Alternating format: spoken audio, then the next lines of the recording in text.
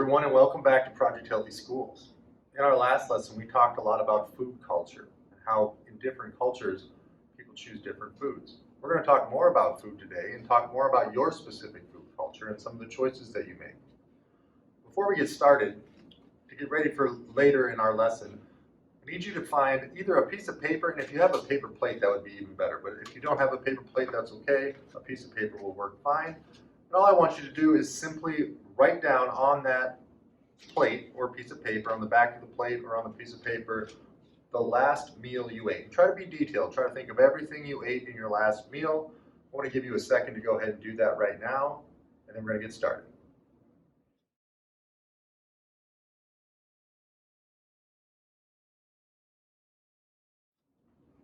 So the first thing we're going to talk about today is energy. And hopefully we kind of have an idea of what energy is. Energy is what helps things move or keeps things moving, or produces force and power. What do humans use for energy? Well, hopefully you know that we need food to get energy. But there's a lot of different kinds of energy and a lot of different words we use to measure the units of energy. Think about heat. Heat has energy. How do we measure heat? Well, we use the word degrees. What about electricity? How do we measure electrical energy? Well, we use the word watts. Can anybody tell me what word we use to measure food energy? Well, the answer is calorie. Hopefully you've looked on the back of a nutrition label before and you've seen the word calorie. And calorie is a measure of how much energy is in a food. A technical definition is a unit of measurement that tells us how much energy a given food provides. So an example, a medium apple has 85 calories. 2 tablespoons of peanut butter has 188 calories. It's a measure for how much energy is in the food.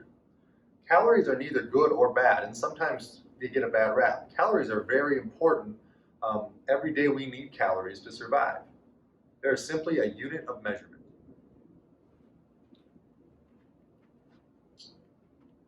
So to fully understand the concept of calories, we need to understand the concept of energy in and energy out. When we eat food, we bring energy in. And when we move and get physical activity, and even do just basic things like breathe, we expend energy and energy goes out. And the key is to find a balance between our energy in and our energy out. To get energy out, we need to burn calories. So what are some things that burn calories? Like I said, simple things that we don't even think about, like breathing, digesting our food, walking down the hall, taking stairs, all burn calories and are all a part of our energy out. So once again, the key is balance. We want to balance how much energy is coming in versus how much energy is going out. If we expend more energy than we're bringing in, we're out of balance. Then we're low on energy and we don't have the energy we need to do the task that we want to do. But if we bring in too much energy and we don't expend enough by burning calories, that energy gets stored in the form of fat.